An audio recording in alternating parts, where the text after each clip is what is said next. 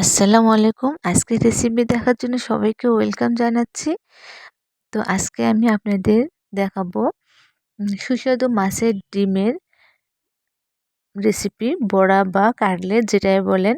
এটা কিন্তু অনেক সুন্দর লাগে খেতে এবং অনেক ক্রিস্পি হয় যদি আপনারা আমি যেভাবে বানাবো সেভাবে যদি আপনারা বাসায় এটা তৈরি করেন তাহলে কিন্তু অনেক ক্রিস্পি এবং খেতে কিন্তু অনেক মজা হবে।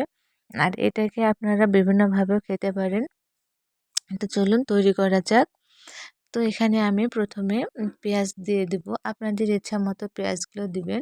এখানে যত পেঁয়াজ দেওয়া হবে তত কিন্তু অনেক মজা লাগবে। অবশ্যই আপনাদের যেরকম মাছের ডিমটা অবশ্যই সেই অনুযায়ী দিবেন। তো এখানে আমি দিয়ে দিলাম মরিচের গুঁড়ো আর হলুদ গুঁড়ো 1/2 চামচের মতো করে। আর এখানে আমি দিয়ে দিলাম ধনিয়ার গুঁড়ো আর জিরার গুঁড়ো দিয়ে দিলাম। আপনারা এখানে কাঁচা মরিচটাও দিয়ে দিতে পারেন। আর এখানে আমি দিয়ে দিলাম 1/2 চামচের মতো লবণ। যদি বাসায় আপনাদের ধনিয়া পাতা থাকে তো আপনারা ধনিয়া পাতাটাও দিয়ে দিতে পারেন। আর এখানে আমি একটু মথে নিব।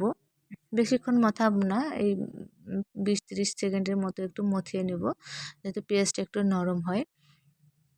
অনেক বেশি মথানো যাবে না, নয়তো পেঁয়াজ থেকে পানি বাইর হবে। তখন কিন্তু এটা যখন আপনারা প্যানে দিবেন তখন কিন্তু পানি বাইর হবে, তখন এটা ভালো লাগবে না। তো ঠিক এভাবে আপনারা একটু মথে নেবেন।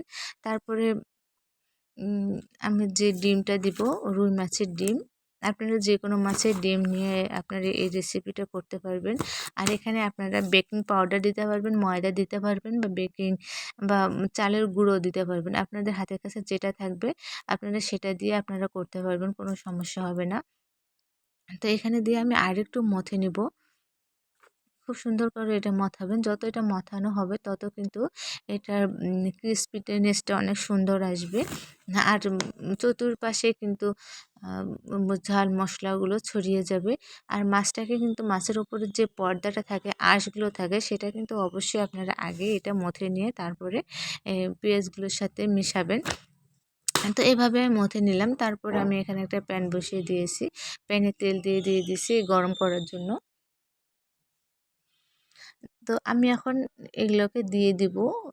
আপনারা যেকোনো শেপে দিতে পারেন। তো আমি এখানে বড়ার শেপে দিয়ে দিচ্ছি। আপনার ছোট বড় যেকোনো সাইজে আপনারা করে নিতে পারবেন। আর চুলার আঁচটাকে অবশ্যই আপনারা লোতে রেখে দিবেন। লো থেকে একটু বেশিতে রেখে দিবেন, কারণ এটা কিন্তু হতে কোনো সময় লাগে না। খুব তাড়াতাড়ি কিন্তু হয়ে যায়।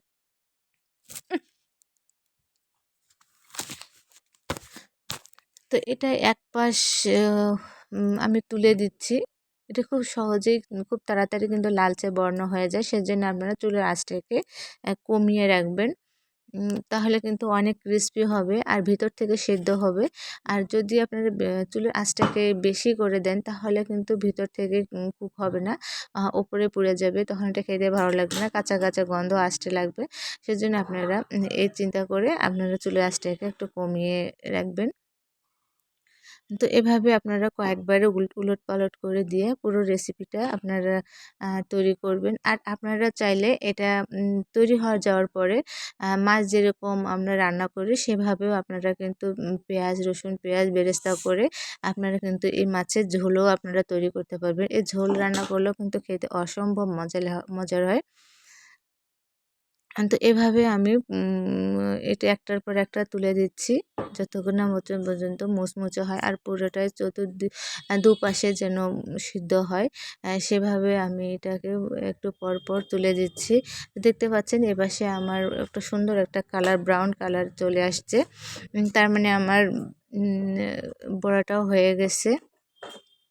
তো বাসায় আপনারা অবশ্যই এভাবে ট্রাই করবেন, দেখবেন অনেক মজা লাগবে। এটা মাছের ডিমটা কিন্তু যেকোনো ভাবে খেলেই মজা লাগে। যেটা হচ্ছে মাছ দিয়ে রান্না করলেও ভালো লাগে বা এমনি এভাবে বড়া বা পকোড়া তৈরি করলেও ভালো লাগে, বা এভাবে যদি আপনারা মাছের ঝোল তৈরি করেন সেটাও কিন্তু অনেক মজা হয়। আপনারা যেরকম ইচ্ছে সেরকম খেতে পারবেন। তো আমার মনে হয় যে বিকেলের স্ন্যাক্স বা বিকেলের নাস্তা এভাবে খেলে কিন্তু অনেক অনেক মজা হয়। আর বাচ্চার জন্য ব্রেন ডেভেলপের জন্য অনেক অনেক উপকারী একটা সুস্বাদু খাবার।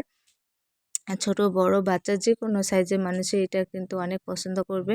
তো আজকের রেসিপি আমার কেমন লাগলো অবশ্যই আমাকে জানাবেন। আর আমার চ্যানেলটাকে অবশ্যই সাবস্ক্রাইব করবেন এবং শেয়ার করে দিবেন। আর আমার পাশে থাকার জন্য সবাইকে অনেক ধন্যবাদ জানাচ্ছি।